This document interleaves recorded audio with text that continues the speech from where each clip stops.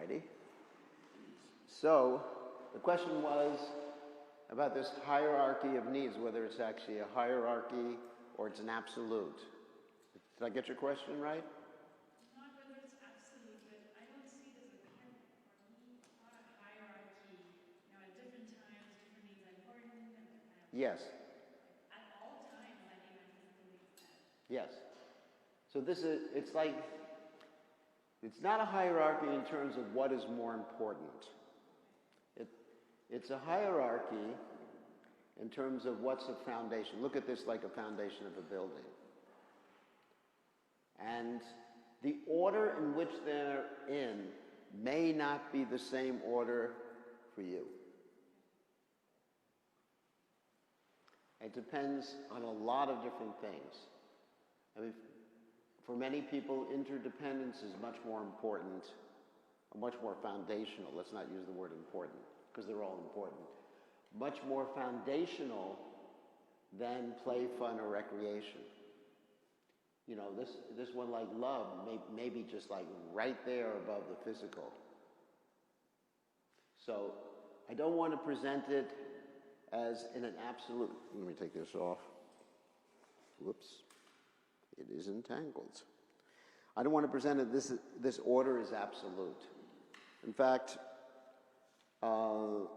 whoops.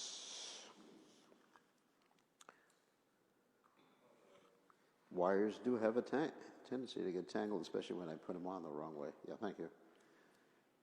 All right. Hey, look, it made a knot. This rascal wire. It's a demon wire. I know. It's actually,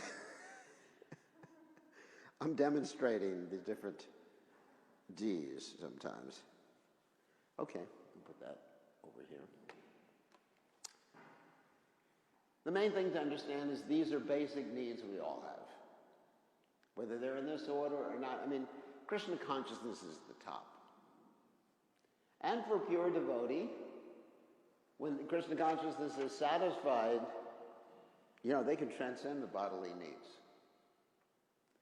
But this is, I'd say this particular order fits me. I'm being honest about it. For me, as you can see, by the way, I give the seminar that play, fun, recreation, humor are probably more important than everything else.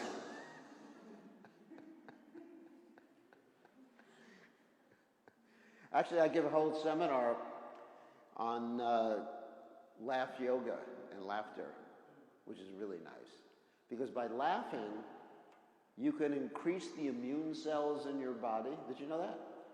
Like the T cells and the killer cells and all that. You increase that and you oxygenate your body. You can think better. It's an amazing technique. And many businesses, actually in India, they have this laugh yoga has become very popular.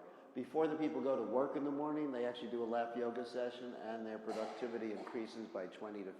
So you try that in the temple before, Mangal Arati. Everybody laugh a lot and then blow the conch shell. Don't laugh at that time, that's not appropriate. So that's a good question. And this is more or less my individual expression, although I do understand that for most people, these needs have to be met before you can go anything higher. I mean, I would say this is foundational right here, your physical needs. Air, food, water, touch, rest, shelter, protection, and movement. It's okay? Any other questions or? Questions? I have another one. Okay. Maharaj, yesterday you said empathic communication is a sadhana. So I really have a desire, because I feel this can really help me in my Krishna consciousness. I have a desire that this is not just another seminar, and there's hundreds of seminars I attended and business as usual. I would really like to imbibe this. Would you please help me? If there's different strategies, you can form a NVC or an EC group where you practice these things, because it does take practice. You can practice them yourself as a sadhana when dealing with people, because in this world, we are dealing with people, generally, yourself and myself, we're dealing with people all day long, interacting. So we can be a little introspective. But it's always better, not always better, but generally better to have other people you can practice with and discuss it with. And maybe there's an NVC group here within Chicago. I'm sure there's NVC groups in Chicago. Even if they're not devotees, you won't become contaminated, don't worry. Even if they're not devotees, you can bring them to Krishna consciousness. I mean, in my NVC training, I was the only, I don't want to call myself a devotee because that's wrong. Prabhupada said the devotee should not call himself a devotee. Did you know that? One time a devotee wrote a Prabhupada a letter and said, called himself a devotee, and said, Prabhupada said, devotee never calls himself a devotee. I mean, obviously, in ordinary conversation, if someone says, are you a devotee? You say, no. It doesn't make sense. But as far as self-identification, I'm aspiring to serve a servant of a servant of a servant of the Lord. So I've had experience when I went to this NVC conference, or intensive, that people started to get interested in Krishna consciousness. You know, they were interested in my diet, why was I vegetarian, I talked to them about reincarnation, and I got invitations to visit people from all over the world, interact with people, and I didn't really have time to take up, but I had invitations in Australia. We had people from Australia, from Europe, and I made friends with people. And when a Vaishnava makes friends, or a person aspiring to be a Vaishnava makes friends, without, you know, revealing your mind in confidence to someone who's not Krishna conscious, then the person naturally takes prasadam, he comes to Krishna conscious, so you may want to investigate. I'm sure that there are NVC groups here in Chicago. It's a major city. So you can look that up on the internet. There's this CNVC, and you know the main internet page for NVC? Well, you can Google it, but it's cnvc.org or com. And it'll enable you to bring people to Krishna consciousness too. That's what I found. I mean, this is also I wouldn't say technique, but a mentality that can help us connect to people, and people will appreciate it, because many times I've heard this comment about devotees, you have the most personal philosophy, but you don't act in that way. You're very judgmental. So this actually brings our philosophy down to earth, or within our own actions. It's a practical way. And Prabhupada was very concerned on all levels, and compassionate on all levels with people. You know, sometimes devotees say, if we see people hungry, that's their karma. You've heard that expression before. But Prabhupada, when he saw people, or saw children fighting with the dogs for food, and they were fighting with the dogs over these plates, the leaf plates the devotees were throwing away in Sridham Mayapur, Prabhupada started crying. And Prabhupada said no one should go hungry within something like 10 miles or something like that of 3 miles? Yeah, whatever it is. I mean, the point is, no one should go hungry. Because Prabhupada also stated sometimes that no one can take up Krishna consciousness if they're hungry. So we should be concerned on all levels.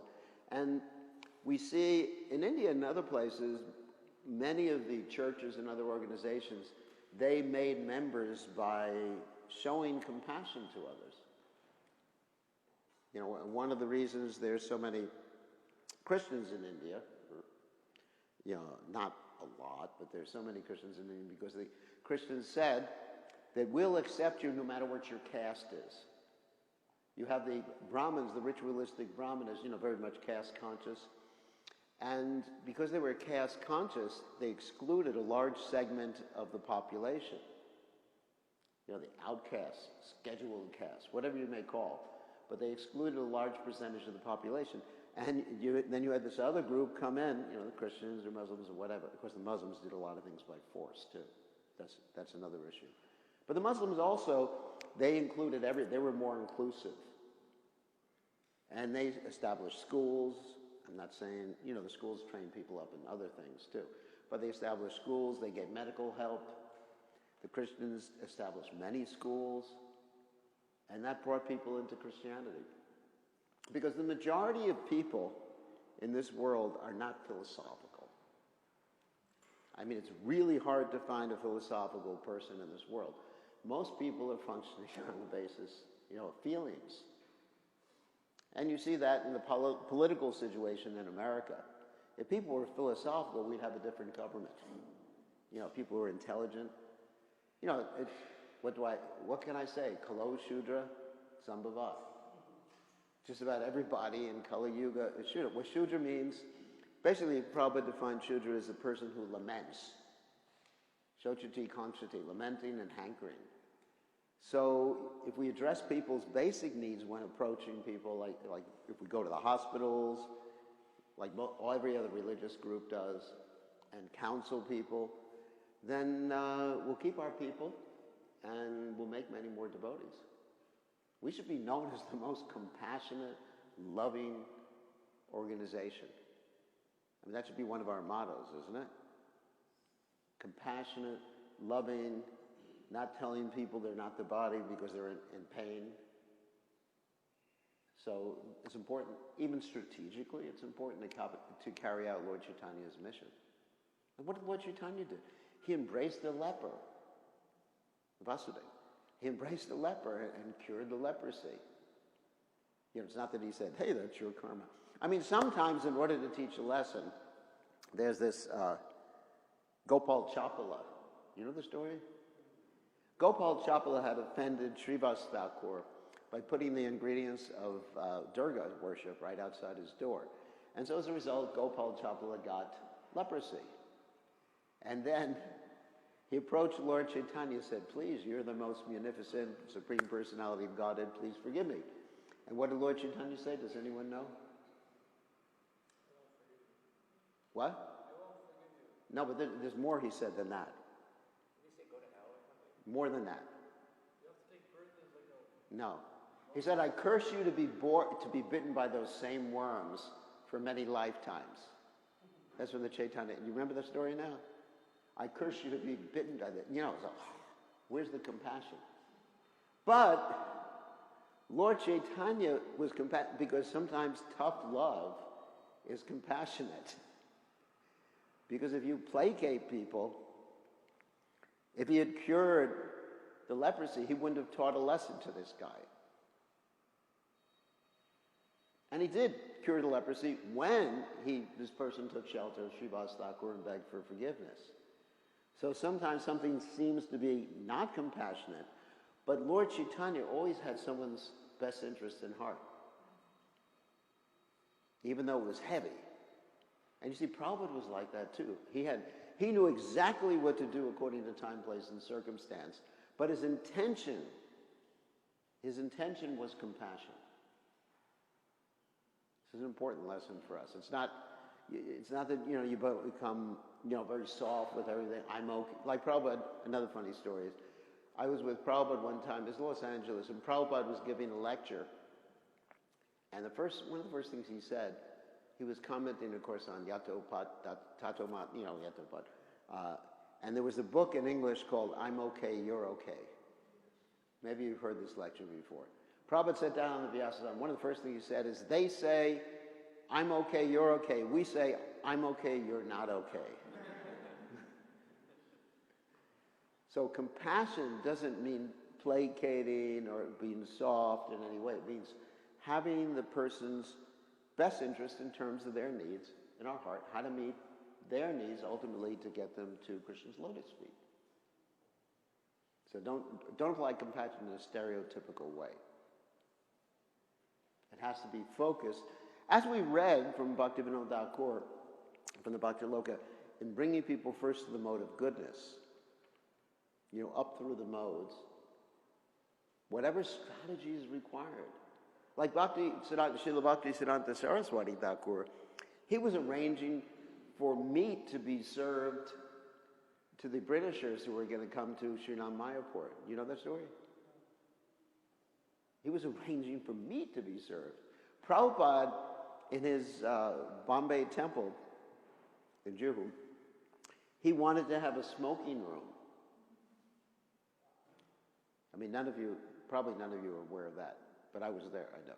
Prabhupada said, let's have a smoking room so people will feel comfortable coming to the temple. Not that they smoke in the temple room, but there's a separate room for smoking. And so you find that compassion requires a lot of strategy. But the intention is the important thing. And Prabhupada was very compassionate. He adjusted so many different things to be compassionate. 16 rounds instead of 64. Ladies living in the Brahmacharini ashram. You can go down that line with what Prabhupada allowed. Okay, any other questions before we start this afternoon session? There's a good introduction. Yes?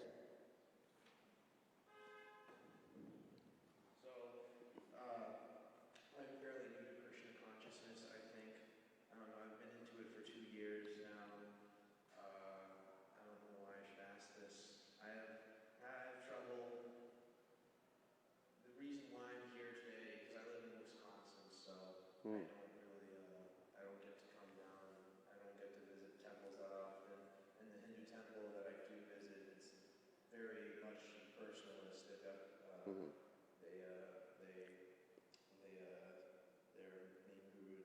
it's very Vaidyanatha, it's very personalist. So I don't really get to associate with devotees of Lord Krishna that often. That's why I'm here, so I can find association. Good. As such, since I don't have as much association with fellow devotees as I would like, I have trouble. I have anxiety, so I have trouble. This is a problem I have in general, but I have trouble.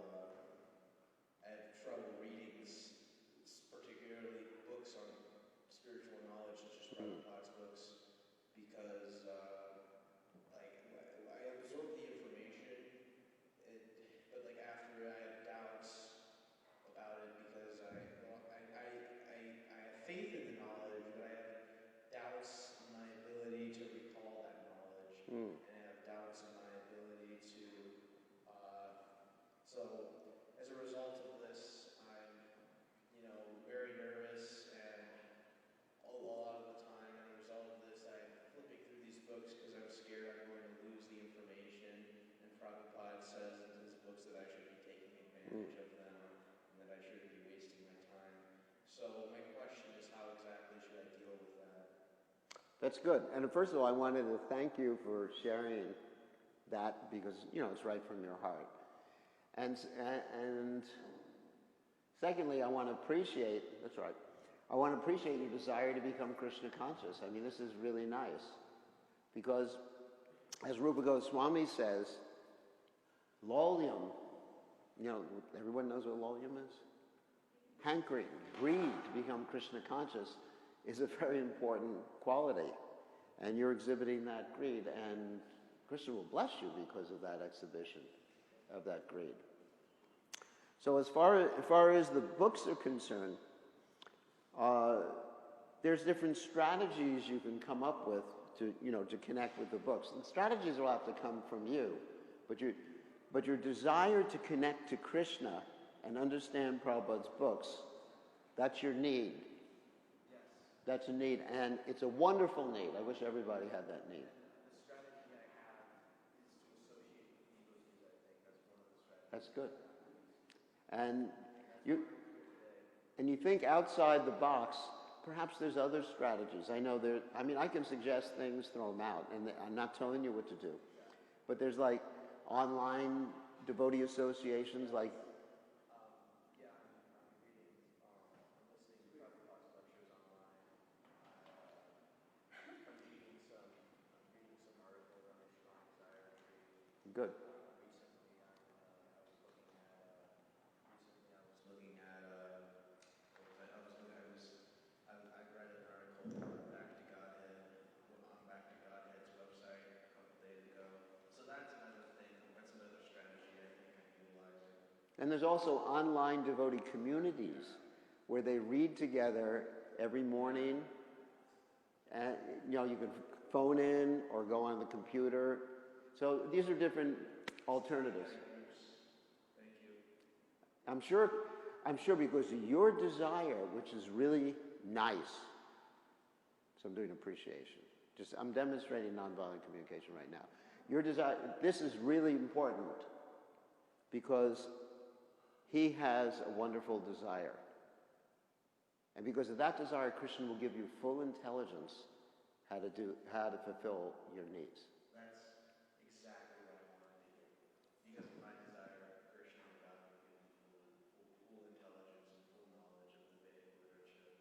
That's one of the things that's one of the bits of knowledge, having trouble remembering, trying to be confident in, trying to produce faith or shraddha and having help with the I think associating with the devotees will help. I think practicing the Yuga Dharma, chanting the holy names of the Lord will help.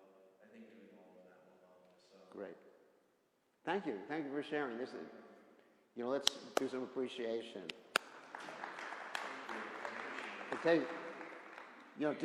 To reveal your mind like that is brave. So I appreciate that. So anyone have any questions before we go on to the main topic of this final session? Yeah.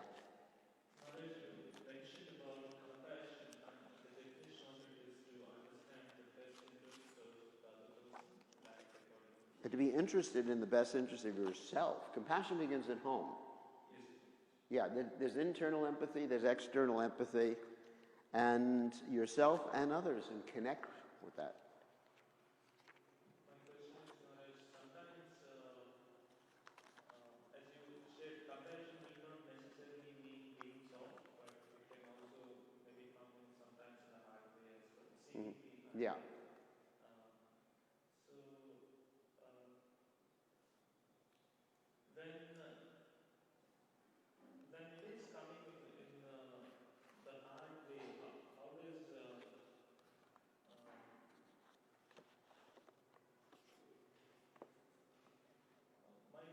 how does my question is, I'm trying to phrase it.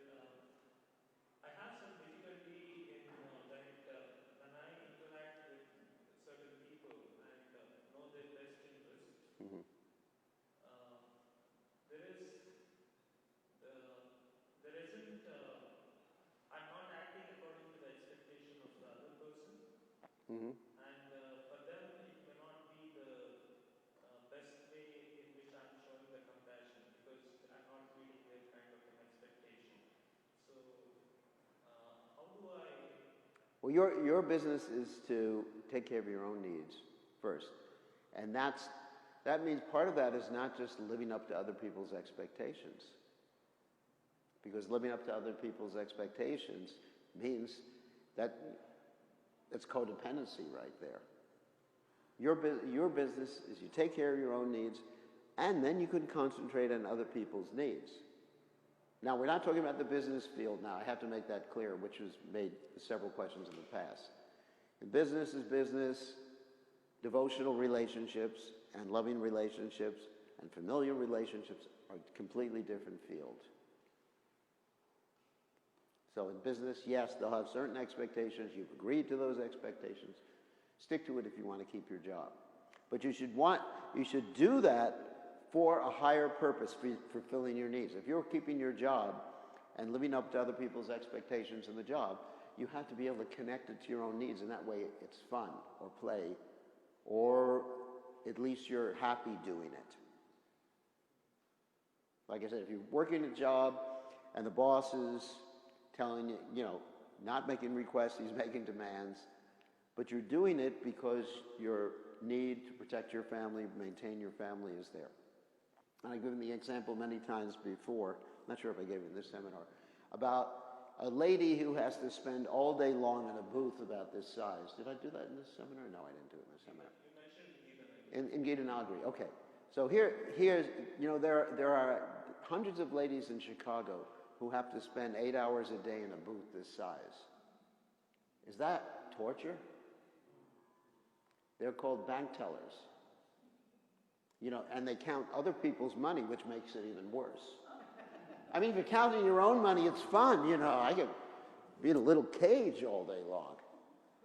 But if you're counting other people's money and having to smile at everybody, now inevitably, in each one of those little cages, or boxes, or whatever you say, the ladies are in, guess what? There's a picture. Do you ever look inside? And what is there a picture of? Krishna? No. Sometimes if they're a devotee. There's a picture of their children, not their husband. That's a joke. Because as soon as there's children, the husband, he's just like an appendage that makes money.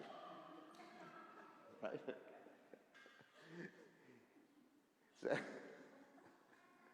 So anyway, and they're happy in there. They're doing something that really wouldn't fulfill someone's needs generally, but they're happy because they're looking lovingly at the picture of little Petunia there. I don't know what the girl's name is, but anyway. And they're thinking, oh, my baby. You know, mother's love, isn't it? Champaka? Isn't a mother's love like that? It's the closest thing to pure love of God. So if we're doing something out of love, connecting to our hearts, we're like that mother there. Then you can sit in your office all day long and the boss is saying, you rascal, get to work, and you're just smiling. Because you're connected. You can do austerities. That's why devotees can do austerity, because they're connected with Krishna. And they're happy. You know, the 6 Goswamis of Vrindavan were doing austerities because they were connected with Krishna. They were pleasing Krishna. So when you have that connection of love, you can do almost anything. You can do things that wouldn't satisfy your needs in other cases, which is interesting.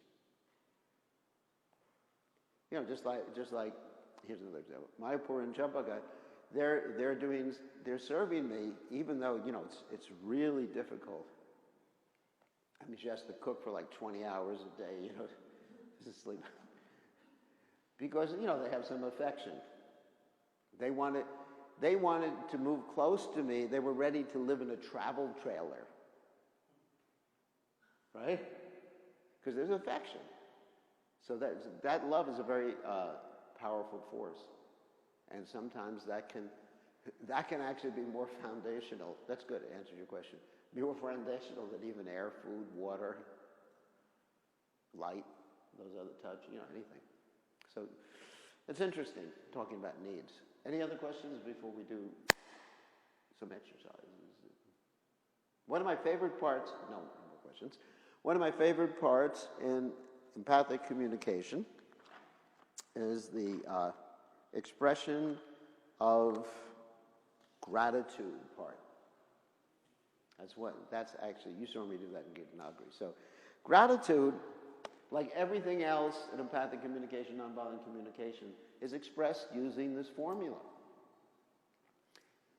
When gratitude towards someone else, when you did this, I felt that because it fulfilled my need. You don't have to go into facilitation strategy or anything like that. But it's the same process. And it really strikes people when you do that. And I'm going to give you an example how Prabhupada used nonviolent communication. How about that? Several examples.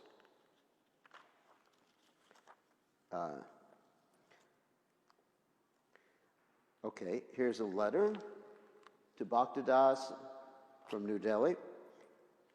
So I'm going to go over the different steps right here. I thank you very much for installing Radha Giridhari.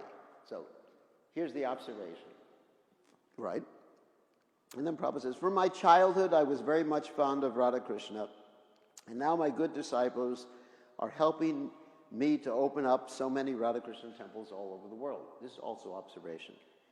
Here's the next sentence, it gives me so much pleasure. What is that? Feeling. Wow. I mean, Prabhupada was expert in everything. And because I'm not saying that, you know, Prabhupada studied Marshall Rosenberg or anything like that, but because he's connected to Krishna, he was expert in everything. If you read his letters, you see that he follows this process of MBC in so many cases. Now, and then, all right, so it's interesting. He's expressing his pleasure, and he also said his need because from my childhood, was very much fond of Radha and Krishna. There was a need. The need came first there. It's all right. And then, now Prabhupada is making a request. Now introduce Rath Yatra. I mean, this is so, like, according to the whole scenario here, isn't it? Now introduce Rath Yatra. And then more requests. You know, he's an expert. I want to see my disciples all over the world introduce 2 items, opening Radha-Krishna temples and Rath Yatra festivals. Please do everything cooperatively, for you will be very, here's another one. And then he connects with our needs. You will be very happy. And your countrymen will be happy. And all living entities will be happy. Wow.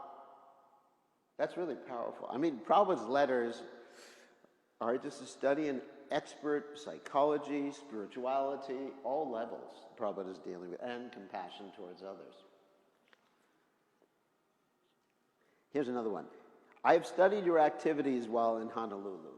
That's, of course, the observation I've studied. And it gives me great pleasure to find out, such a devotee qualified as you are in our society. So Prabhupada he's showing his need. You know, his need to have qualified devotees serving his mission. Then he says, I wish you will execute responsibilities in the future in the matter of our society's multi-activities. So there's a request there, too. Interesting, isn't it? How Prabhupada goes through this whole system. Here's another one. This one's to Amarendra, who is running for office. He said, I have studied your statements in the papers, and you have repeated my ideas at the same time sounded like a politician.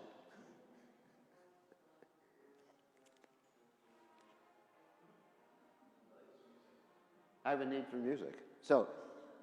And this combination is very effective. You know, Prabhupada's expressing his pleasure, he may not say that directly. And you are the right man for this preaching work. Here's Prabhupada said, they have taken you as a serious candidate, and according to your statement, you feel that you may even win. So, here's the emotion. I am very much encouraged by this political field in America. So Prabhupada's encouraged, inspired. The people there are very intelligent. Of course, this was many years ago when people were more intelligent.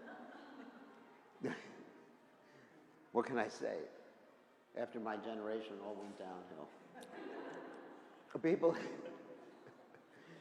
People, they're very intelligent, and they take your statements seriously. I do not need to tell you to push on with this work in serious concentration, because I can see that you are already determined. Wow. So there's the whole process right there, illustrated by His Divine Grace, Srila Prabhupada. Now, the main thing is when we appreciate someone, which we mentioned in the very beginning of the seminar, it's not praise. Remember what we said? Praise puffs you up, and it's manipulative. I mean, I'll give you an example how I manipulate people with praise sometimes. I have one of my godbrothers who has money, and sometimes I need to borrow something. So, first of all, I make sure I call him on the phone after he's eaten. You never want to ask someone for something right before they eat. It's not good. So I ask him, have you eaten? And he says, yes. I said, okay, I have something to ask you. But first I want to tell you how wonderful you are. You inspire me all the time. Your classes are so ecstatic. And then after a minute of that, he says, okay, what do you want now? So that's manipulation. That's manipulation. So we say this because we genuinely feel like that, and then we can make a request. If you don't genuinely feel like that, that is manipulation rather than gratitude. It can also be non-verbal. Here's another quote from Prabhupada I had here in my teacher's book. I hear from you the details of your procession. This is in regard to Rath Yatra. And it is so much gladdening to my heart. There's an emotion again. Thank you very much for making Rath Yatra Festival so successful. Please convey my gratitude to all the boys and girls. There's that word gratitude. and appreciation. This is the second year, and you have made a great stride in the first. And in the third year, I will hope it will be more successful. So I think I could find more examples from Srila Prabhupada, but I don't need to do that right now. So the point is also when someone expresses gratitude, what do we normally do? What do we normally say? Thank you, but there's another thing we say. What? Yeah, I don't deserve it. That's one thing, that's good. Another thing, it was nothing. That's another big one. It was nothing, because we think that's humility. But also to receive gratitude, we should take it as they're encouraging us. They're meeting one of our needs. Our needs to be appreciated. It's right there. Acceptance, appreciation, closeness, community, all these, love, reassurance, respect, etc.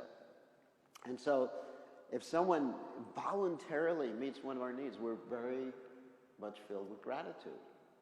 Wow, thank you. I feel really good that you did it. So what I want to do is do an exercise. Okay. Here, this is a really heart-wrenching exercise. If some of you can get into it, my request.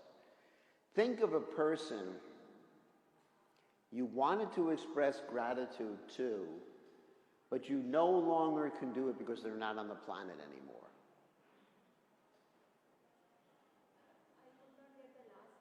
There's a person who did something for you, observation, how you feel about it, and what need they fulfilled.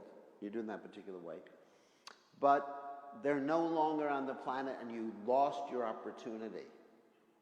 You know, for many people that means father, mother passed away, or some teacher, or even a brother who happened to die before you or something like that. You know, people die in Kali Yuga at a young age. We've had a lot of very young people pass away. So maybe I'll give you about 2 minutes to think about it, and then I'm going to ask, unless someone's ready right now, for someone. I can demonstrate it for you. And usually we do this in the temple room, there's a picture. But usually I do this with Prabhupada. Because I know that I didn't get adequate opportunity to express my gratitude to Prabhupada while he was on the planet. So the way I would approach this would be, Srila Prabhupada, let me sit down for this one.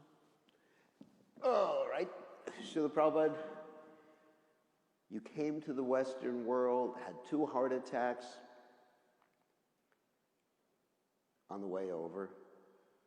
You struggled in New York, had things stolen from you, had to deal with so many devotees or people that were really different than the culture that you were used to. You did this just for the purpose of bringing us to Krishna. I'm amazed. I'm overwhelmed. I'm wordless. You know, I can't say anything about it because it's just so amazing how you've actually done this. These are my emotions, of course. And it fulfilled my need for having a purpose in life. It fulfilled my need for realizing my original spiritual nature as being blissful, part and parcel of Krishna. Thank you very much for doing this. So that would be, I mean, usually when I do it's more emotional, but I'm trying to exhibit the whole process. Because Prabhupada is no longer, I mean, he's with us, still in sound vibration. However, it's different. You know, you can't sit in front of him and have him say to you, unless, of course, you're psychic or something, and have him say to you, thank you for your appreciation. But so we have many people like that. I think all of us have people who we can no longer approach for one reason or other. Would someone like to volunteer an appreciation along those lines?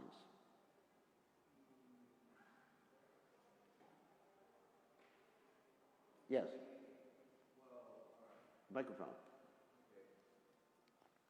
Someone who passed away, my grandmother, not my grandmother, my grandfather, he passed away last year. Oh. My grandfather passed away last year. Mm-hmm. He lived in Pittsburgh. If I were to, now that you bring it up, if I were to say anything towards him now, I would show gratitude towards him for fulfilling my need to be loved.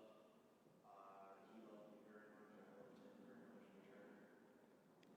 That's if I had the opportunity. Now that I think about it, if I had the opportunity, I would show him my gratitude. Good. Yes. Very nice. I would tell him, thank you so much for loving me. Thank you so much for taking me out for bike rides. That's good. Specific. Thank you so much for taking me to the bicycle museum that they have in Pittsburgh. Mm. Thank you so much for just being there with me in general. Good. Thank you. That's very nice. So it really connects you. I mean, when we do this exercise, even if the other person is not there, it connects us with them. You know, so when I did it with Prabhupada, of course I was doing it to exhibit the process to you. I just felt more dedicated to Prabhupada.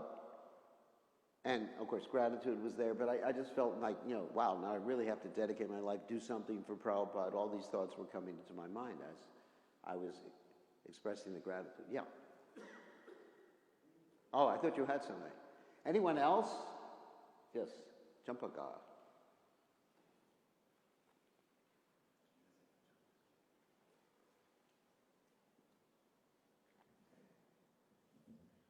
I'd like to express my gratitude to Yamuna Devi, one of Srila Prabhupada's first disciples. I missed the opportunity to have personal association with her when she was in Vrindavan just a few years ago because I didn't want to bother her.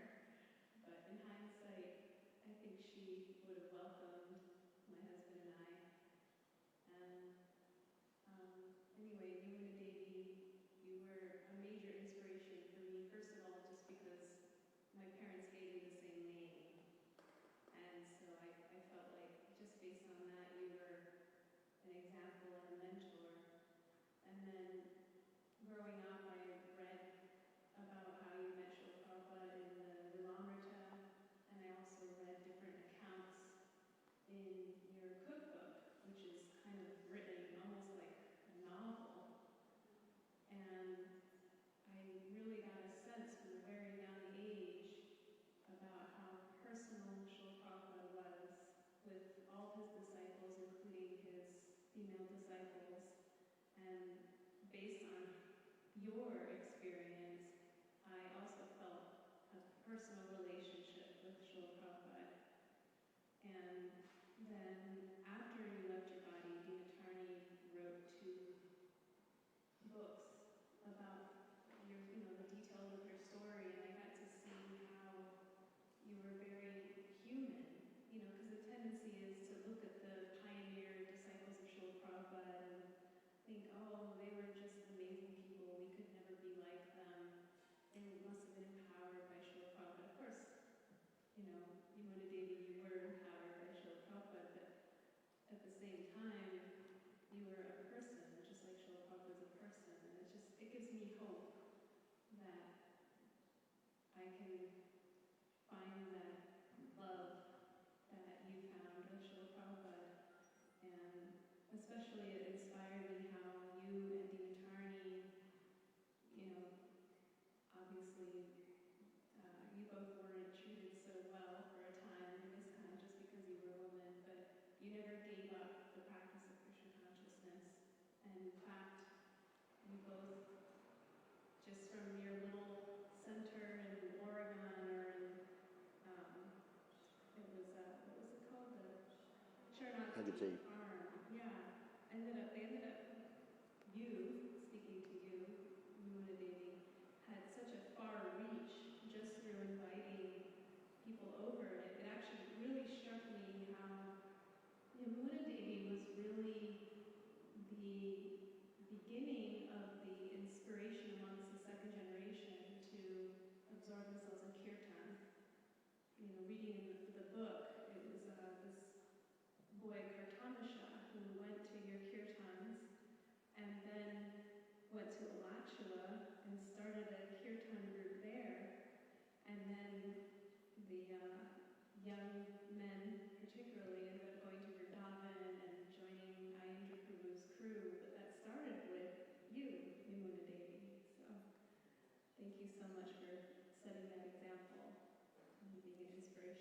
Wow.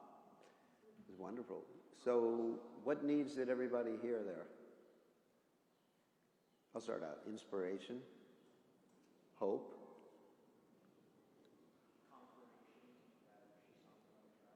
confirmation she's on the right track.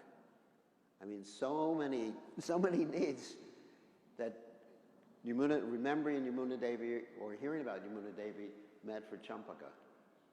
And so that's very powerful. And how do you feel now that you've expressed that gratitude and appreciation? I feel like I'm kind of really upset with that I missed the opportunity to speak to her directly. But emotions, what sort of emotions do you have? Oh, grateful, satisfied. Some sadness too, or that you didn't get a chance to? No, I think I already went through that. Okay. Happy. This is an opportunity for me to feel happy again. Okay. See how happy she is, sharing the gratitude? Wouldn't we all like to smile like that? That's good. So someone else want to share some gratitude? It's very powerful. Nobody else. Oh, yes, gratitude. For someone you're not able to share with anymore. Hi Krishna Maharaj, I want to share my gratitude for Prabhupada. Having been in Krishna consciousness for 6 years, when I initially came to Krishna consciousness, I was thinking to myself, why is Prabhupada considered as a godly figure? But over all these years, I really understood why Prabhupada is considered the godly figure and personally experienced that connection and also reciprocation from Prabhupada as well. I've been listening to Prabhupada's Memories series video on YouTube, and I want to express my gratitude to Prabhupada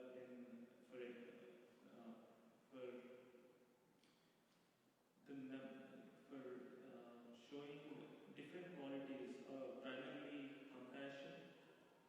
There is this account of a disciple in the Ritanya Maharaj relates this particular incident of a devotee whom they nicknamed Pig Pen or something.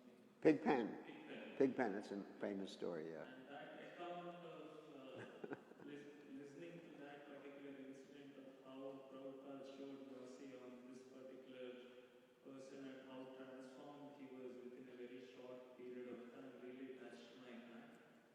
And also Prabhupada exhibiting the quality of compassion, not only as you shared, it need not be in the soft manner, but also in the hard manner as well. So I feel really thankful for Prabhupada for giving this wonderful gift of Krishna consciousness to all of us. I really, at least to some extent, I've understood what direction I need to go in my life with, and there is a sense of happiness that I've experienced after coming to Krishna consciousness, which I've never experienced in my life before. And there are a wonderful set of people that I've met in my life who are really supporting me in Krishna consciousness. And also Prabhupada has given this complete package of ABCD association books, chanting and diet. It's a complete package. So I really want to thank Prabhupada for sacrificing a lot for us. He coming out of Vrindavan, coming to the West and giving this wonderful gift of Krishna consciousness. Thank you very much. That's wonderful. Haribol. So, before we have other people, this is going to be spontaneous. I hope Nityananda Pram doesn't mind this. Because before we have other people express appreciation for people they can't express appreciation for, would you be willing, oh my God, to express Appreciation for your wife?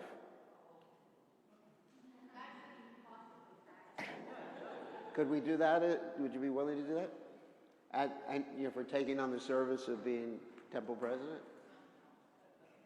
Is that too much for you, or?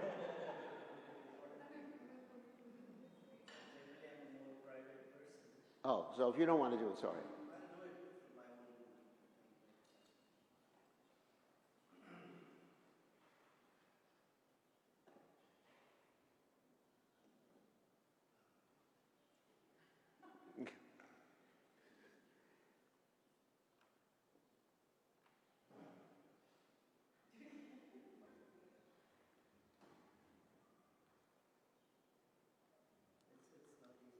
Well, if you don't feel comfortable, it's all right, because I can see it. Okay. No, it's all right. He's already expressed appreciation. Notice that? It's not words. Thank you very much. It's not words. He's really appreciative. You know, actions speak louder than words. So that's okay. I mean, you've already expressed your appreciation. There you go. You see what a nice relationship you have. He's been my best friend for 28 years. Haribol. Very good, very good. Thank you. I'm sorry for putting you on the spot, but like that. Does anyone else have someone that they like to express appreciation for that's no longer with them? And following the process of observation, feelings, and needs, is no longer with them at this particular point. Because we never know when we're going to lose the association of someone. And as I mentioned before, you weren't here before, but I mentioned before, like with Prabhupada, I did not get enough opportunity to express appreciation for Prabhupada when he was on the planet. And you never know. None of us thought that Prabhupada was going to leave the planet. You know, we just thought, you know, this is Prabhupada's pastimes, he's getting sick, then he gets better, because we have to do these 24-hour kirtans, and that's Prabhupada's pastimes to draw our love towards him. But especially as 24-year-olds, we didn't consider that people pass away. That's one of the problems with being young. And so I lament every day I didn't get more opportunity to either associate with Prabhupada, more opportunity to appreciate Prabhupada, more opportunity to please Prabhupada when Prabhupada was present. So do we have anyone else who wants to share? Oh, you want to share? Great. Yeah, I'd like to express my gratitude to His Holiness Sridhar Maharaj, the Jolly's one. In New York City during a very difficult time, because it was just after the collapse of the whole Sonaracharya. Some of us, like a little group of us who were in the Brooklyn Temple, started to do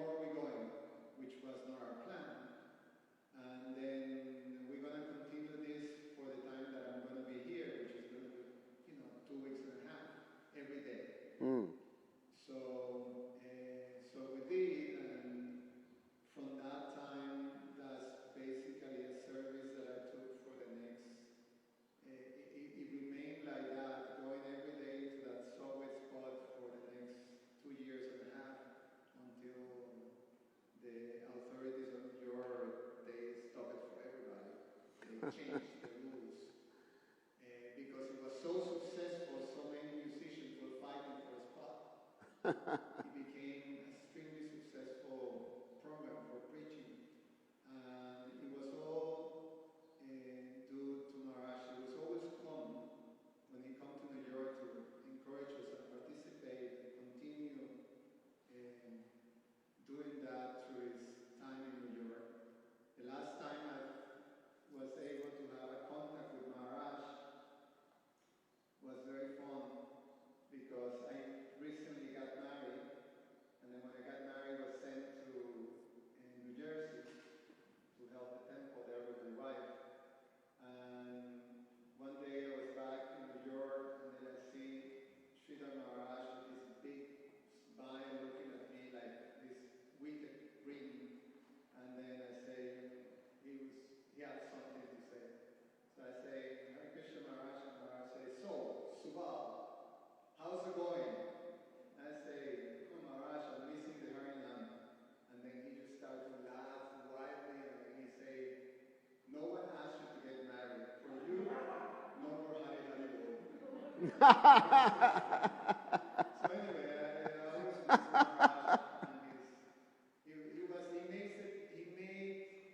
he gave us an example to us how Krishna consciousness is an adventure and it's fun. And I'm very grateful for that because that basically marked my whole life in Krishna consciousness. Wow, that's powerful. Thank you very much. Wow. Okay. Thank you for asking us to do this exercise, though I just came in. Pretty much, like, I've expressed my gratitude to all the people in my life who have contributed.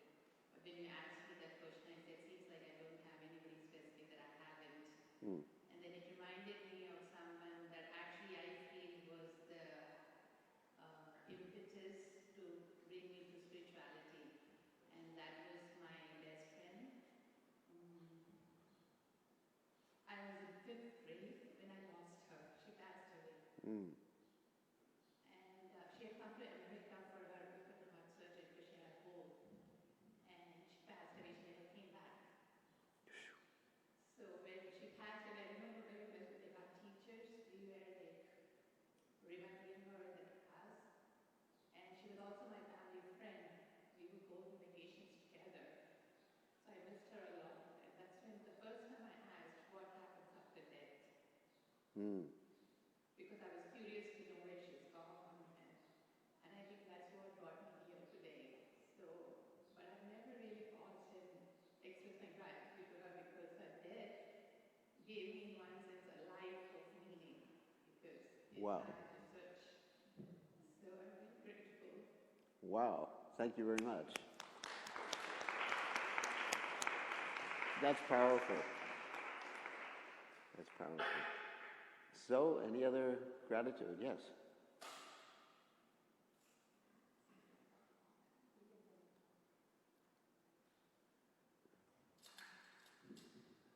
Many of us are affiliated with Prabhupada Maharaj in some way or another, and I want to express my gratitude to one of Maharaj's disciples, Rupa Sanatan Prabhu, our god brother, especially those, many of the people here remember Rupa Sanatan Prabhu. And even though I had my differences with you, Rupa Sanatan Prabhu, in terms of management and conflicts in administration, I want to express that your contribution to St. Louis Yatra, which is where I'm from, in terms of, he had taken Vanaprastha, and then Maharaj asked him to leave everything. He was pursuing a course in Radhavesh, and he left it all and came to St. Louis because there was no temple present at the time. And he took on, and he was enthusiastic. He did things like start the first Rath Yatra in St. Louis in many, many years. And he was even though he was in his late, he was in his 60s,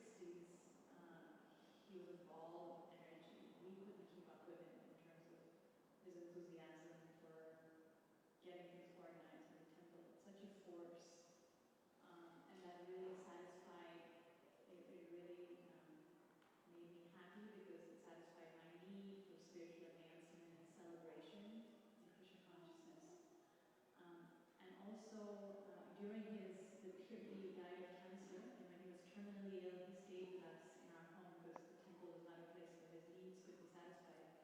So he stayed with us in our home during the last few days, and then part of the last few days.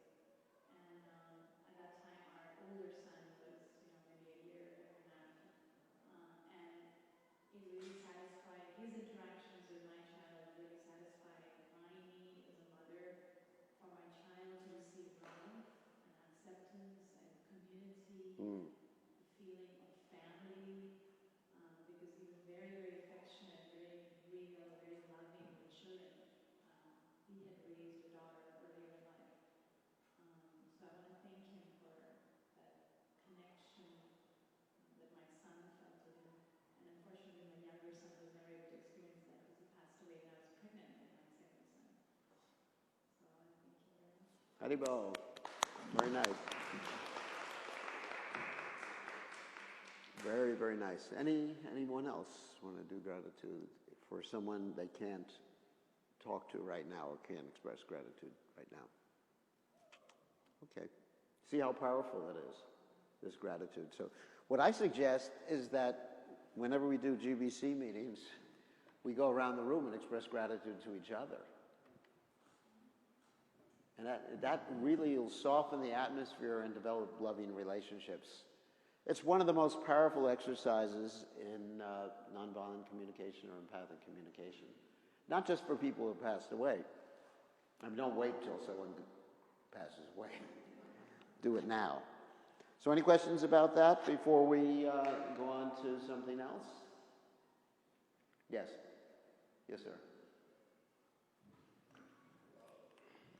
When we get help from devotees, similar way we like to help other person who are not Krishna conscious and they don't know about anything, and we try to help them out with the Krishna conscious. So in return also we don't expect anything. That's right. But their attitude towards us are different sometimes. Their words, they're speaking heartbroken language sometimes. So in that case, what we need to do? If they don't express the gratitude, or If they don't express gratitude or they don't say me thank you or not even say nothing about it, that you have done such a good things for me. then you We give. don't expect that, but like they don't say in a very way in terms of gratitude. Well, then we do internal gratitude. That's another very powerful thing. That when we pat ourselves on the back, not really. We say, this is very important too. That when I did this, when I helped, let's use Mayapur Chandra again.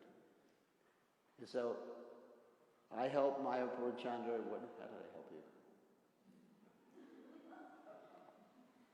We had one funny thing, sometimes he offers obeisances and I jump on his back. But anyway, we have a very unusual relationship, as you see. So let's say when I help him, and let's say he doesn't express gratitude or anything like that, if I have the expectations of gratitude, I'm demanding that from him. So it's really important. The point you're making is good. That I will go internal and say that I'm very happy I was able to do this particular thing. Let's say he was in the hospital or something and I went to see him. And I was able to fulfill my need for compassion by doing it. And I, basically thank myself. Yes, I'm very happy that I did it. There's nothing wrong with that. Because it's connected, not that I'm wonderful. That's a different thing. Like the same thing when you're talking about someone else. You don't say, you're wonderful, you're fantastic, you're great. Thank you for doing something specific to fulfill my need. And I'm very happy that I did something specific for whatever, whoever, because it fulfilled my need for whatever, connection, for love, for community. And that's gratitude. I can meet my own needs. That's one of the main things about the teachings of nonviolent communication. You are responsible for fulfilling your own needs. No one else is. because otherwise it's a demand and it doesn't connect you to anyone. If I have a need, like I mentioned, if I have a need for food and she doesn't want to cook, it's fine. I cook. You know, and sometimes it's really interesting. Sometimes the husband's demanding the wife to cook, and you know, basically, I'll tell you a funny story in a second about that. Basically, she feels that demand there, that he's just like, you know, you have to cook, and she's thinking in her mind sometimes, why doesn't he learn how to cook? So recently, what happened is one of my disciples, well, his wife left him, and he's about 55 years old. And so his mother, who's still in India, says to him, you got to find another wife. And I said to him, why do you have to get married again? He says, my mother's worried I won't get nobody will cook for me. I mean, that's not a good reason to get married. I mean, there are other good reasons like companionship and love and support and all those things like that, but... And so finally he agreed with his mother. And he's getting married again at 55. So, anyway, that's another issue. No vanaprastha for him. So, anyone else have questions about gratitude before we move on to something else? Yes?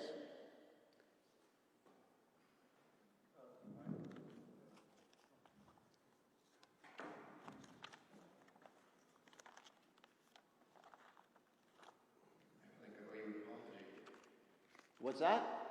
You asked me to show gratitude for something and I didn't say anything, so I'm really sorry. And this is what I do. I can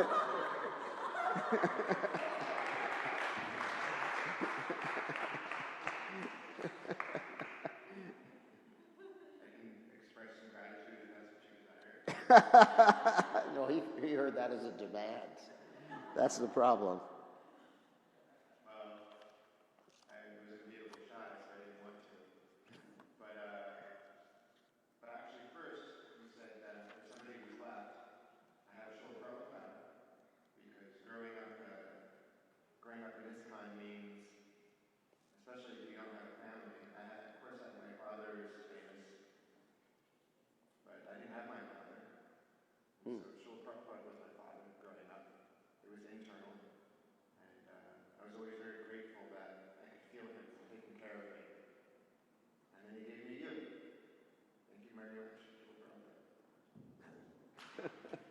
How'd it go?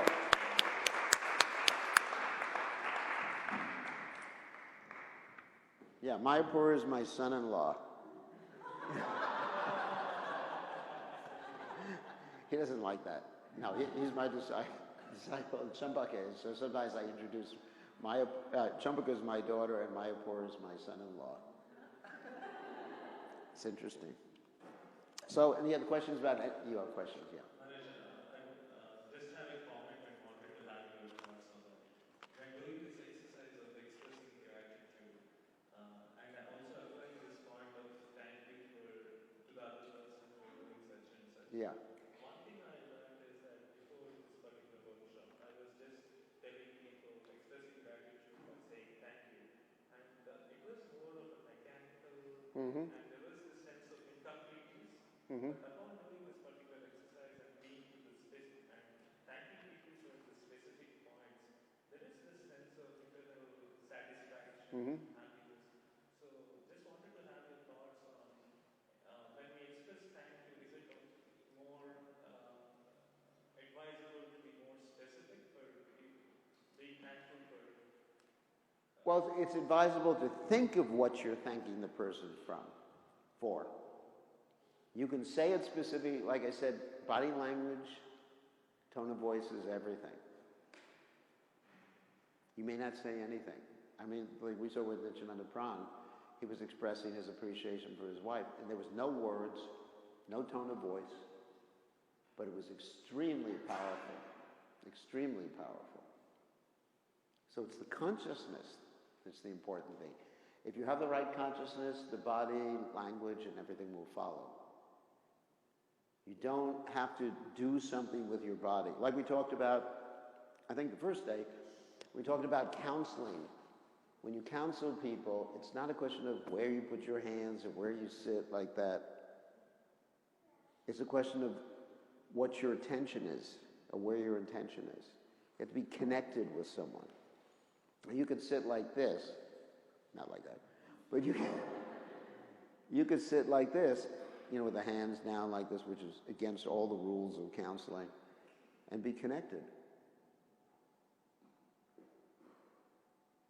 Or you could sit like this, which is following the rules, and be disconnected.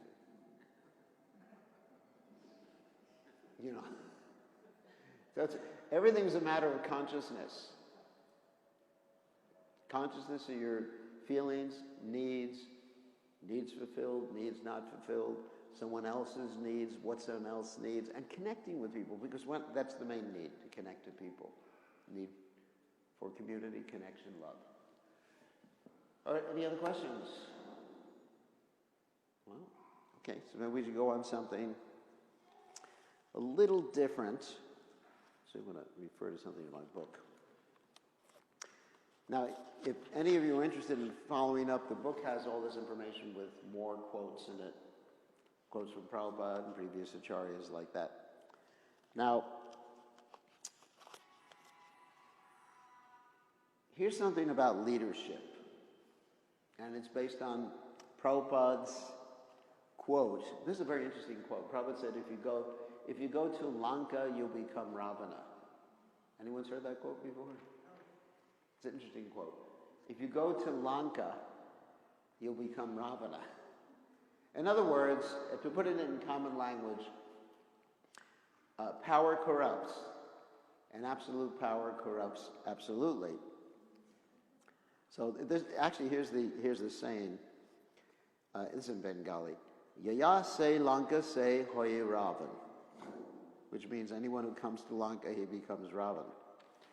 So there's many examples of people. This is an example of basically the designation and being attached to your designation, or the judgment. Remember, we were talking about judgments, or right up there in the middle. So we put designations or labels on ourselves and begin to identify with those particular labels. So here's some studies. There was once upon a time, there was a famous Stanford prison experiment done by someone named Zimbardo. Anyone's heard of that experiment before? You heard about it. So in this experiment, he wanted to see why in jails the prisoners are tortured by the jailers. So he took students, two groups of students, and he assigned them labels, designations. He said, one group, you're jailers. In other words, you're in charge of the jail. And the other group, you're prisoners. Okay, so you had two groups. And he actually had a mock prison in the basement. This is in Stanford. He had a mock prison. And he had the jailers act like the real jailers, lock people in jail.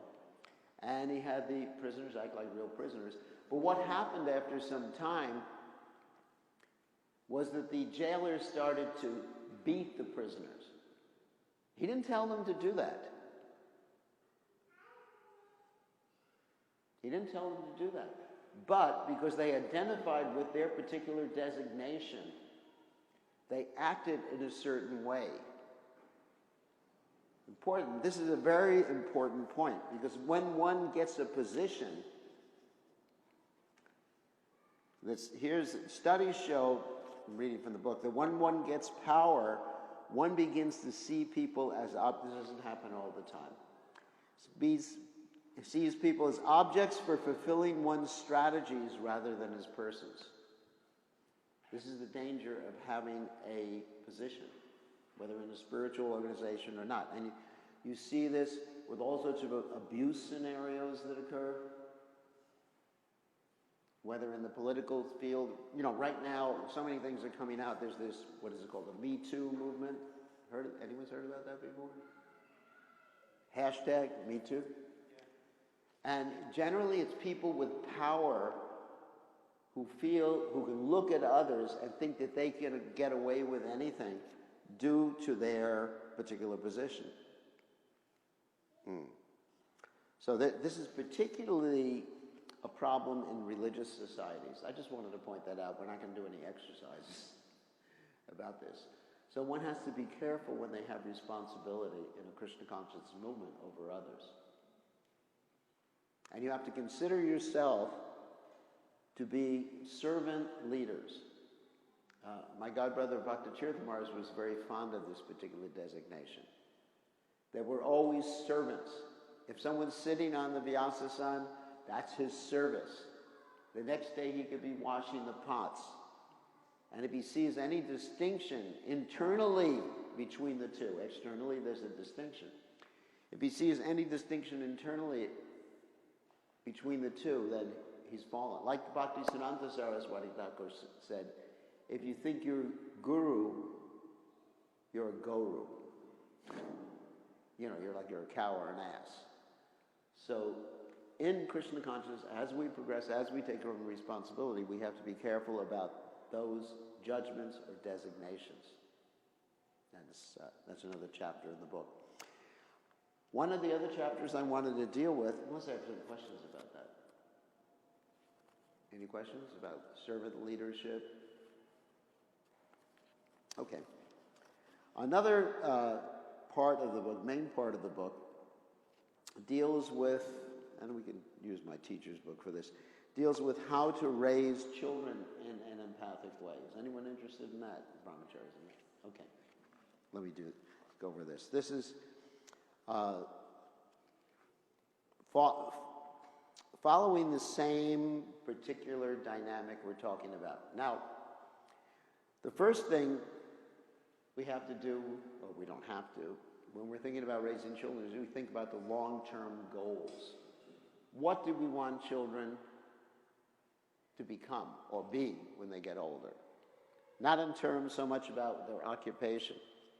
So there's different ways that we can guide, I'm not using the word control, but guide children in their spiritual lives and also in their material lives. And some of them are empathic and some of them are not. So the main way that people utilize to discipline, control, guide children is the control issue, the control way of threats. We talked about this before, threats and rewards. Now that's the same way that animal trainers use to train animals. Like, if you go to any of these seaquariums or where they have these dolphins that jump up in the air, anyone's been there? What do they do when the dolphin does his thing? They give him a little fish. So if you train children in that way, then we mentioned previously about B.F. Skinner. B.F. Skinner is a behavioral psychologist. And his idea was that it doesn't matter what consciousness people have or whether they're conscious at all. You train them up with rewards. And so he did that with his daughter. He trained his daughter in a very mechanistic way with rewards, and she became a behavioral psychologist too. That was his whole idea. So in EC, we train or guide people using empathy. And that takes more time. Other methods of discipline, such as threats, rewards, are very easy to do. So what does that mean by taking more time with the children when you're raising children? It means sitting down with them, explaining, going through, let's say, their needs, and explaining to them how certain strategies will be useful in fulfilling their needs, even with little children. This is actually very important because the statistics show That the more controlled, authoritarian ways that parents deal with children, the more disruptive behaviors they will have later on in life. The more they exert control by aggression or punishment. And so the studies show there'll be more anger, revenge. It reinforces the whole concept of the power is what is important in this world. So the children should be dealt with working with rather than working or punishing or controlling mechanisms. So anyway, that's the main thing. I have a whole seminar on that. I just wanted to touch upon it for a few seconds. Anyone have any questions about that? Questions about raising children? Yeah, you have a question. Using this whole process of MVC. I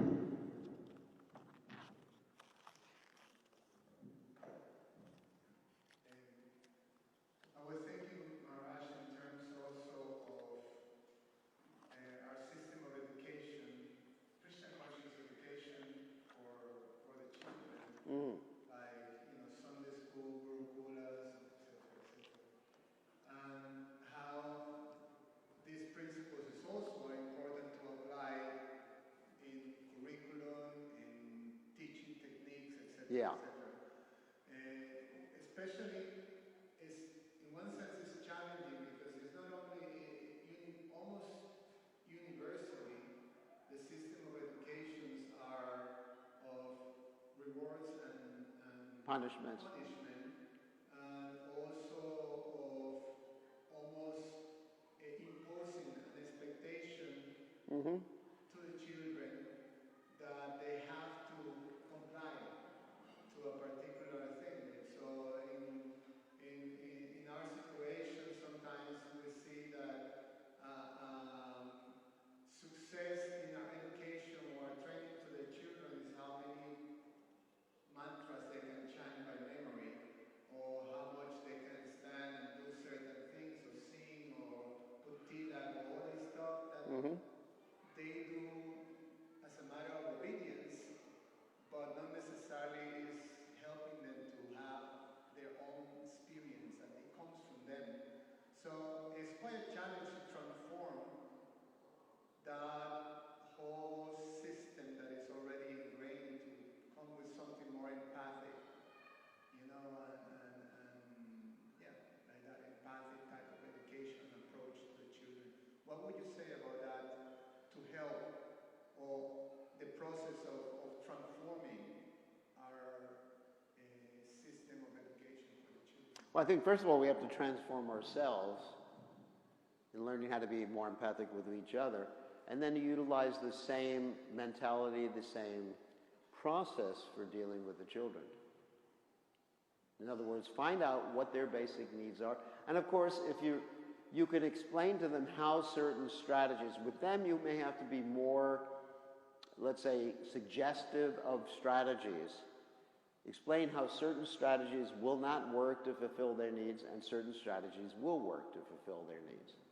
It means taking time. Also, another thing that's suggested by Marshall Rosenberg and also another person named Alfie Kohn, I don't know if any of you heard of him, is that when you integrate the children into your family environment, we're not just talking about education right now, and if there's decisions to be made in the family, like where you're going to go on vacation, you have them as part of the decision-making process. Obviously, you don't let them control everything and make all the decisions in life, but you bring them in. They feel teamwork.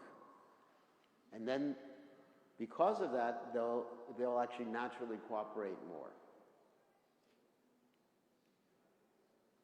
And there has to be, in other words, don't disconnect, as we talked about yesterday, don't disconnect the activity there shouldn't be extrinsic rewards for the activity, there should be intrinsic rewards for the activity. Explain that to the children.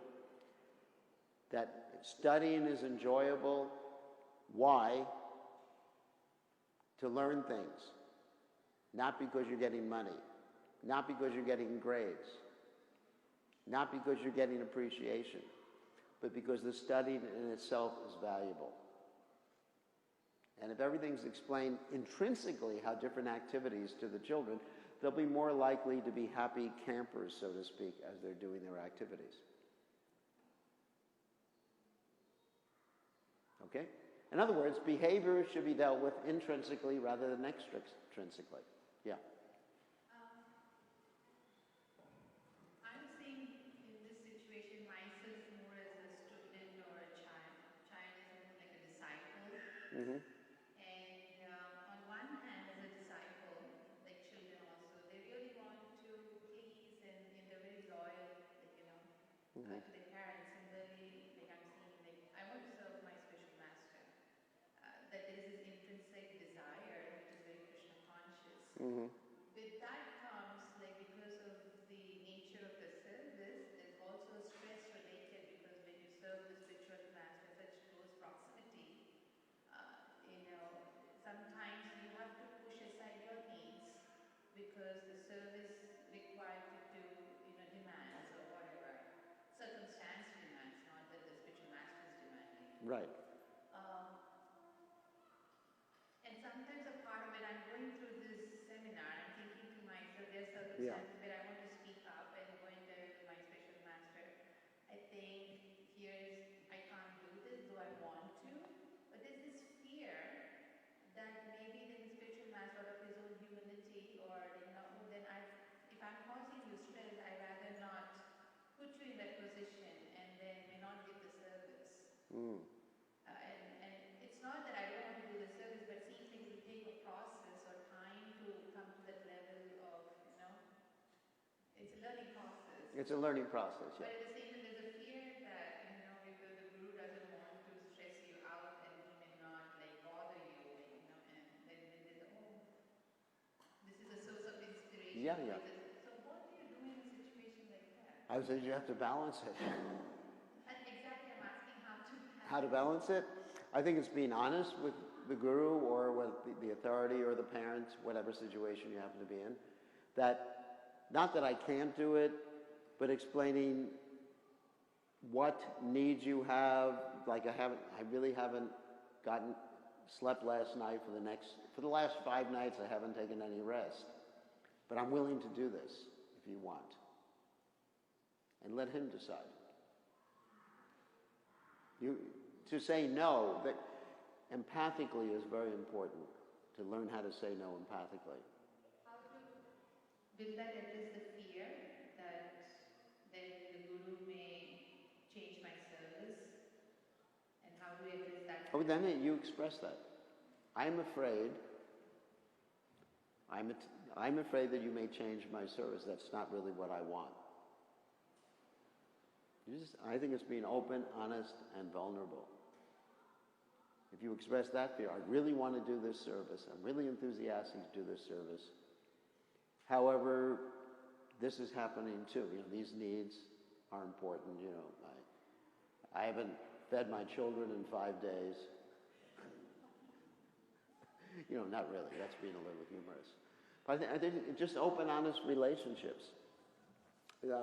Our relationship with gurus, superiors, or superiors' relationship with people working on it should always be open and honest. We should be real people and not simply function according to our designations.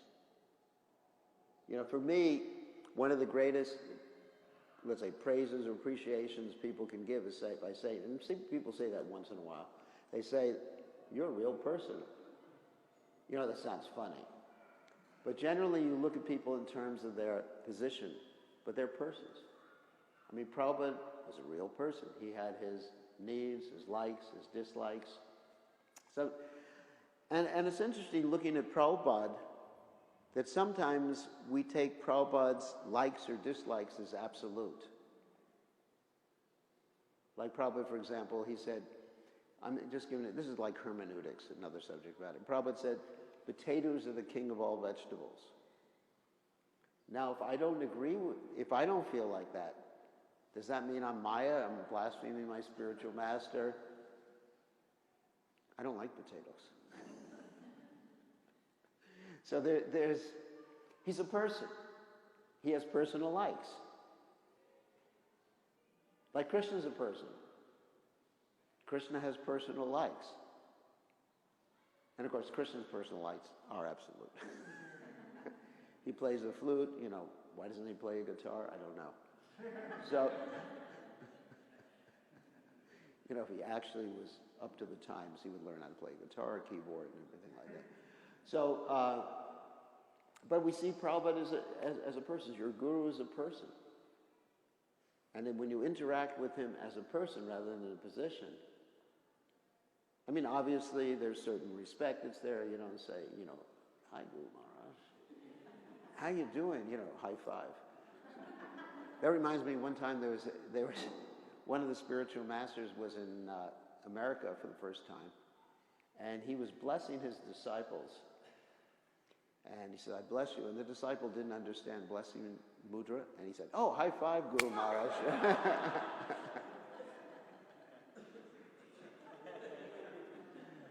So you don't want to do that. So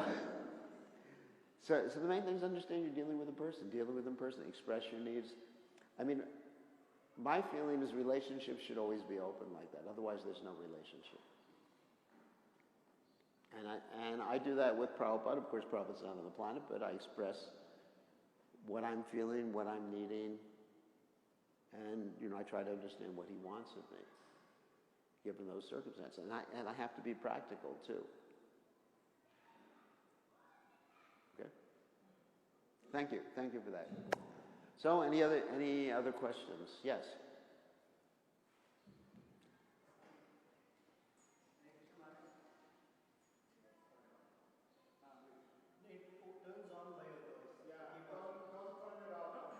Just leave it on.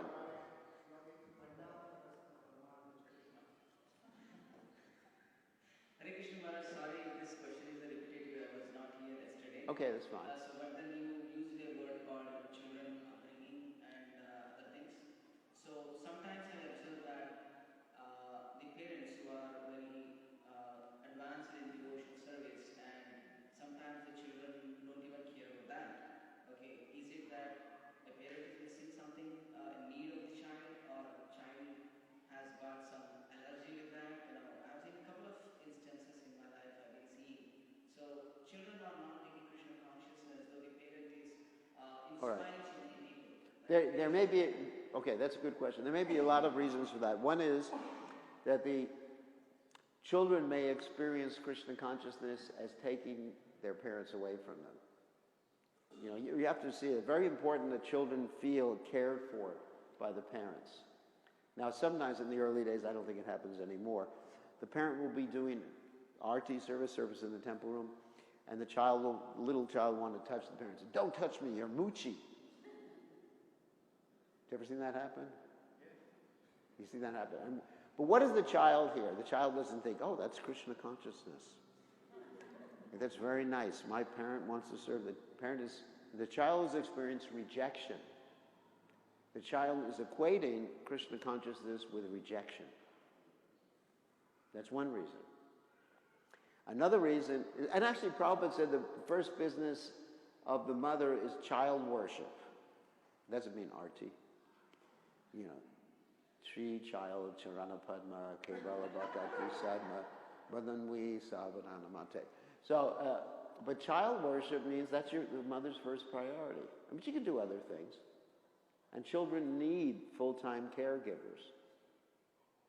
And that also has to do with sometimes people, husband and wife both have to work a job, and then they put the child in daycare. What does a child feel at that particular juncture? The child needs someone, either a relative, mother, father, grandmother, something like that, taking care of them. So the child experiences things differently than we experience things. The child experiences discipline in a different way. Let's do a little exhibition of this. Can you bring a chair? So who wants to be a child? No, not now, but I mean, who wants to act like a child? Okay, so we're going to see things from a child's perspective right now. Okay, Charlie, get on the floor if you're a child. And I'm an adult. Here's Kumbhakarna. You know who Kumbhakarna is? And this is the perspective of a child. Go to your room. Now! Right now! You disobedient rascal! You're nonsense! Get the hell out of here. How do you feel?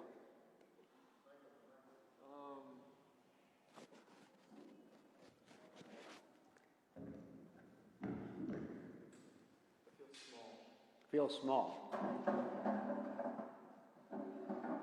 You feel sad, happy.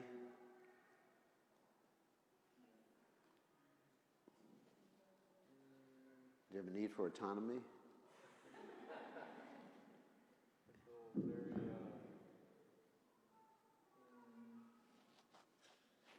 and that this is a judgment, I feel subjective. Yeah, that's all right. You have a judgment now. Subjective, yeah, this is your judgment. You feel? You feel subjective. Subjected, okay, subjected, okay, got it. I thought it was subjective judgment. Subjective. Okay, and that's how a child feels because he has a need for love and he has a need for autonomy, he has all these other needs. So that's a child's perspective. And we oftentimes don't see things from a child's perspective. Another thing that, you can sit down now, my dear child. So, another thing that parents do, Krishna conscious, quote, Krishna conscious parents do, is that they impose a standard, a spiritual standard on the child in terms of numbers of rounds, waking up early in the morning. And because the child, we talked about this a little bit before, whatever we were forced to do when we were kids, we don't want to do when we get older. I had one disciple in Europe who was forced to get up at 3 o'clock every morning and take care of the deities when he was 5 years old. You know, poor kid was tired. And so right now, he can't get up earlier than 8 o'clock. If I ask him to get up earlier than 8 o'clock, it's just like traumatic, you know. It's super traumatic. So Krishna consciousness has to be shown to be or made to be fun for the children. And they have to do it voluntarily. Nothing should be imposed. You have to chant. I've seen parents do it. Every year you grow up, you have to chant one more round. And what are they hearing? You have to do it. It's a demand. And every time you make a demand, naturally, two things will happen. One thing is that people go along with you, then they lose their sense of autonomy, their sense of individuality, or they rebel. When I was a child, I rebelled and joined the Hare Krishna movement. So if you don't want your children joining the Hare Krishna movement, be nice to them. Now, if you do want your children to, I said that deliberately. If you do want your children to join the Hare Krishna movement, be nice to them. Whatever you... It should be fun and voluntary. And another thing about children, this is a very important point that I forgot to mention, is role models. Having people they look up to. Most of us, at least myself, I have my role model. Srila Prabhupada's my hero. He's my superhero. So what do I want to be when I grow up? Still haven't grown up. But anyway, what do I want to be is like Prabhupada. And you have your spiritual master, maybe your role model, Prabhupada. Other Vaishnavas may be your role models. It's fantastic. Your mother may be your role model. And that inspires the children. What did Prabhupada say? Example is better than precept. And that's a role model. So that's really how to inspire children. And it's still voluntary. It may not work. Children can still decide, I don't want to be in Krishna consciousness. But of the two things that determine whether a child will be Krishna conscious or not, there's two things, nature and nurture. Nature and nurture. Nature means what they're born with. Nurture means what happens afterwards, how they're nurtured, how they're brought up either in Krishna consciousness or in any other way. And nurture is more important than nature. Krishna himself had a child that became a demon. And Krishna had to kill that child. You know the story? Bhaumasura. Krishna and Bhumi had a kid. And when Krishna was Lord Varaha, there was a kid. And because of that, his bad association, he became a demon. Krishna had to kill him. Also, we've all heard the story of the Vidvida gorilla, right? He was a good guy. He helped Lord Ram. But then he had bad association, and he had to be killed by Balaram. Actually, also he offended Lakshman. That's another story from the Ramayana. But the point is that the association and what happens to a child is more important than the qualities that they're born with. So we're responsible. Any other questions? Unless we want to touch on another subject matter, which is anger and how to deal with anger, but that'll be very quick within the next 15 minutes. You want to do that? Okay. Anger is very easy. Anger is a feeling, right? And we don't want to blame others for making us angry. So when we experience anger, what we do is we observe what stimulated the anger rather than thinking that particular thing caused the anger. So we observe that, and of course our feeling is anger. And why are we angry? Because we have some need. And what is the need? The need for food. So this process can take care of all sorts of situations. The need for food, the need for appreciation, any one of these needs, unfulfilled needs, can be the cause of anger. And that's anger in a nutshell. Anger management, isn't it? Think about it. Take responsibility. I am angry because I have a need, not because you made me angry. Okay? So, there's more to it. I have a whole seminar on anger, but I'm not going to go through the whole thing because time is running short. Any other questions before we end? Yeah.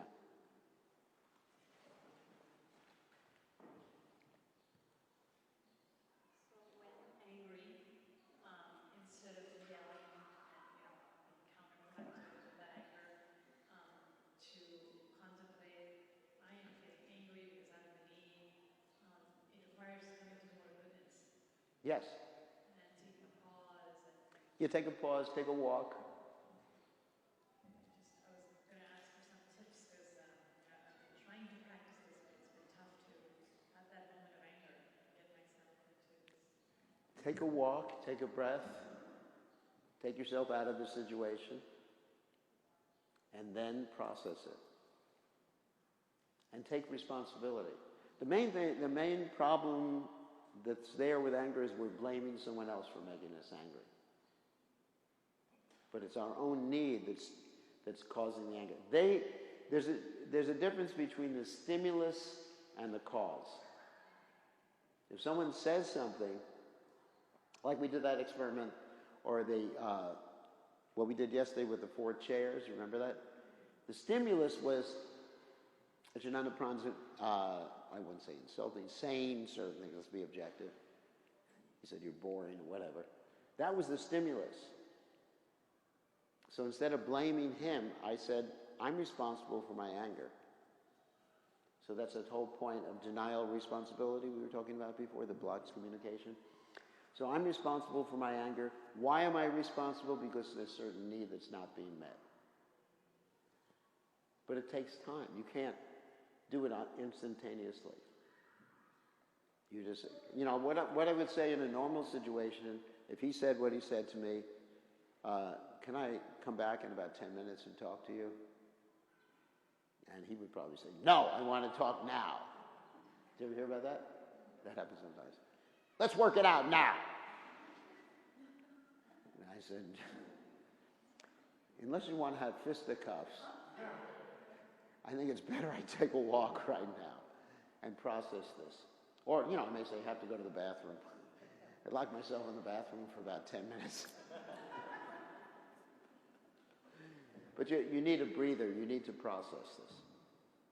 So when you are angry, you have to avoid spontaneous reaction. You have to what? Avoid spontaneous reaction. I would say that's a good idea. Because there's different stages. I took some professional courses in anger management. Not that I had a problem with it. But this is part of my researching into all these different areas. And they talk about different stages in anger.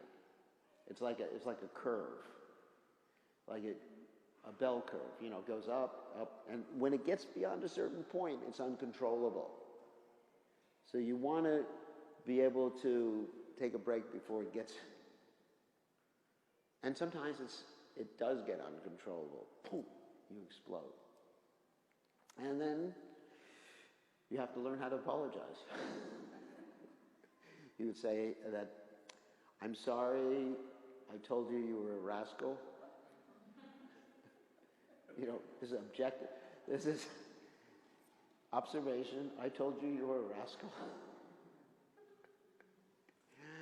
And I'm feeling, right now, because you go to the present feelings, I'm feeling really upset. You don't want to use the word guilty. You could use it, but it's generally that's a judgment. So I'm feeling really upset, and I have a need to be compassionate. I have a need to be tolerant. Would you excuse me for acting like that? So there's an NVC or an EC way of apologizing too. Yes, because sometimes anger just takes hold of us. Especially when you're driving a car, someone cuts you off. I mean, what is the first thing you say? I can't say it publicly. What? I can't say it publicly. You can't say it in public. He's honest. You know, the first thing you say, that idiot, jackass, you know, use it. Some words you wouldn't use in the Hare Krishna temple. I mean, it happens. Certain times there's stimulus, because we have a need. But ultimately, you understand, I responded that way because I have a need for safety, and cooperation, whatever other need it is. But sometimes you do explode on the moment. Yeah. So I changed my attitude. So I changed my attitude from reaction to response. You take your time before you respond. Yeah, you take your time. The best thing is you try to catch it in the beginning, and you just take your time to understand why you are angry. You know, I am angry, I am upset because I have this need for understanding. And this particular situation is not satisfying that particular need for understanding, so therefore I can communicate that with the other person, or I can communicate that with myself, and that takes care of the anger. The anger easily dissipates if you catch it early. Yeah. So, Maharaj, we hear that anger is an enemy of the mind. It's one of the gates to hell. Yeah, less anger, greed. So, you know, eventually we want to get rid of anger. At this point, we have these needs that are unmet, and therefore, Yeah. you know, we need to express them in appropriate ways, anger. So through this process of, you know, being very true to our needs and honest, will we get to a stage of getting rid of anger? Well, I think Krishna... No, there is actually productive anger. You'll be able to channel it and be productive. I mean, for example, I think in the Battle of Kurukshetra, Arjuna was angry in certain instances. I think Bhimsen was certainly angry in certain instances. So there's a productive use of anger. You channel it rather than let it be destructive. And then be able to use your intelligence, that's the mode of goodness, in order to channel it properly. Cultivate the mode of goodness. Is that all right? Yes, I have more questions Okay. on this topic of anger. I was reading in your book, you were saying suppression or repression are both, Yeah, suppression or repression, yeah. Are not good strategies with anger. And you were mentioning how sometimes if we do that, then it shows up in like gritting one's teeth in sleep. Yeah. And I wanted to ask, I've seen my older son doing that in his sleep. And Grinding teeth, yeah. And I was wondering if, you would help me with, are they... I'm not sure that that's the reason he's grinding his teeth. I can't say that. But it's because of unfulfilled needs. And it's important to help him understand which unfulfilled needs he has. Whether it's due to anger and he has an unfulfilled need for understanding, I don't know. I would definitely go through the needs. You're gritting your teeth at night and how you're feeling. What is your basic emotion that you're feeling? And then try to connect, are you feeling this? With a child you can actually do the direct process. Are you feeling this because you have a need for understanding? Or whatever. Okay? Yeah. Just general questions now, or anger if you want, because we have 4 minutes left. I'm curious about how to determine our needs, because I find that it's difficult actually to have that Analysis. For various reasons. But I don't know. It seems difficult for me. Anything short of like maybe a therapist or counselor or someone else. But that might not be practical. No, you don't need a counselor. So you're relatively sane. So how to what? How to figure it out? Figure out the needs. I mean, I'm just going through various circumstances in my own life right now. Yeah. And it's like, I can't figure out a need. The feelings that you have, the feelings that you might turn to be negative, there are actually no negative feelings, but feelings that are unpleasant feelings you have are indications of needs not being met. So that's the first indication. And you try to connect it, and you go through the list of needs and see which ones resonate with you. I would go through the list, and that's my suggestion. I would go through the list it would be good to have a facilitator, someone help you, guess at it, and certain needs will resonate with you. And then go for that. One other question. We have 2 more minutes. Between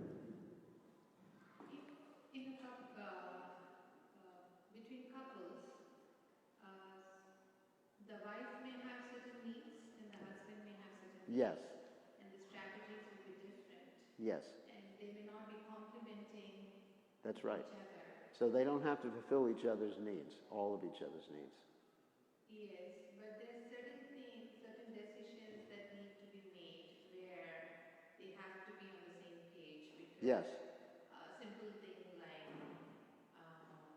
which suburb to stay in or which city to live in kind of stuff. So how do couples come up with a solution where both their needs are being met? Or That they may need a facilitation it's called a win-win.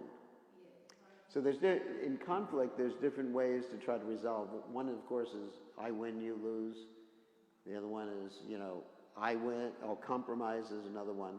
But we want to try to get to a win-win solution where both needs. In other words, you have to examine the needs. For example, you may say, I have a need to live in a warm climate. Right? Therefore, I want to move to Phoenix, Arizona. And you're telling your husband, we're going to Phoenix. Does it sound familiar? exactly the same dialogue. I was kind of Sorry. Phoenix, Arizona, exactly. I was like, whoa. Even the city was right. Is that right? Yes. Oh my God. I'm shocked. That's so amazing. Okay, so let's go through this. That's quite funny. So let's go through the scenario. I have to go to, your strategy is to go to Phoenix, okay?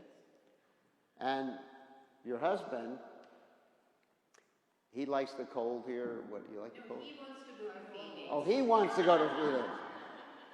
All right, he wants to go to Phoenix, and you like it. You don't mind it, but you feel dedicated to Chicago. Chicago. And so the reason... Okay, okay.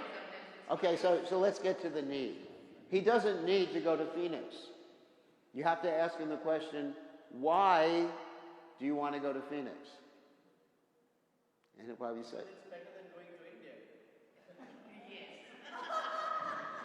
No, what need? We're trying to ask you why. Warm weather for my knees and warmer weather. So Okay. I can be more outdoors. So you can be outdoors more. And So, I want to go to India all right. because I miss my country.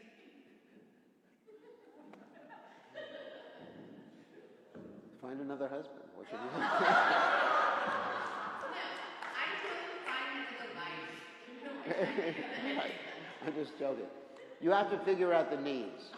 Your strategy is talking about going to India or going to Phoenix like that. So you figure out the needs. He has a need for warm climate. He has a need for warmth. He has a need for health. Okay. And why do you want to go to India? I feel India as a country is far more warm, like, Oh, you like warmth too. like human warmth. Human. Not so much the climate. So here's a possible win-win. You get a new apartment, turn the heat up, get him a membership in the gym because he likes to exercise. That's his need. You're fulfilling his need. I'm not saying that particular strategy. I'm saying you got to think outside the box. And you like warm people, so invite some of your family members to come here to fulfill that particular need. There are other strategies. I'm just giving one example of a strategy that may fulfill both persons' needs. But also at the same time, if you leave America and if you go to Phoenix, then that probably won't fulfill your need for connection to your spiritual life, which to you is actually number one, right? Because you have your service given to you by your spiritual master. So the other needs are important, and you have to figure out the priority of the needs. Your first priority is your spiritual life, but the other needs have to be taken care of. So maybe gym membership, maybe a hot tub for him, Sound good? I already have the gym membership. Hot tub is a good idea. Yeah. Hot tub is a good idea, see? And then as far as communicating with all the relatives in India you want to be with, get yourself a big screen TV, go on Skype or... Good idea. Yeah. I mean, if it's just a little tiny on the phone, it's really not satisfying. But I've seen people talking on big TVs, big TVs with their family members. It's just like being there. Isn't it? So there's a strategy. I'm not saying it's going to work for you, but I just came up with an alternative strategy. If you think outside the box, you can come up with strategies in a married life where both persons' needs are met. Unless one person has to be a demon and they just want to eat meat everywhere in the house, that's a different thing. Then you may... Actually, sometimes some couples, they say, all right, here's the kitchen in the garage. You can cook your meat in the garage. So that may fulfill the needs. But there are ways, and we're over time. So thank you very much. I appreciate everybody hearing so nicely. All glories to Prabhupada. And if you're interested in any more information, you communicate with me, go on the internet, get a copy of my book, which I think a lot of people have already gotten. And I'm available by email. anyone wants to communicate with me about NVC, empathic communication, or sometimes Krishna consciousness. I sometimes do that too. All right, all glories to Prabhupada.